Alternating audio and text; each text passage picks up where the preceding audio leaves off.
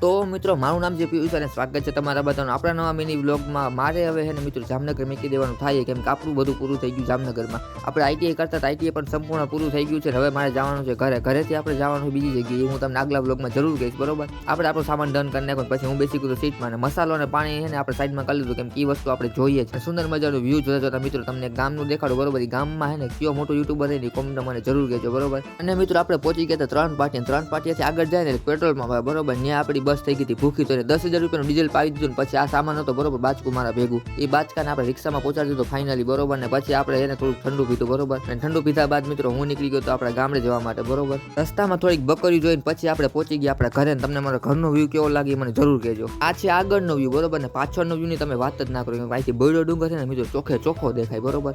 અને મારે મિત્રો પાછું જવાનું હતું ભાણવડ. તો હું બેસી ગયો બસમાં હું નીકળી ગયો ભાણવડ જવા માટે. એ હું કામ ગયો હું તમને આગળ કહું. આપણે આવી ગયા હતા ચોકમાંથી મિત્રો આપણે આવી ગયા કવર લેવા માટે મારા ભાઈનું બરોબર. એને કવર લીધું પછી નાખ્યું એમાં ટફન. તો ટફન ને કવરનો ખર્ચો કરી નાખ્યો પછી આપણે લીધું લેવાનું હતું કાપડ. તો આ કાપડ ફાઇનલ કરી નાખ્યું પછી આપણે આવી ગયા લીંબુ શરબત પીવા માટે. અને મિત્રો તમને મળીએ નવા મિની વ્લોગમાં.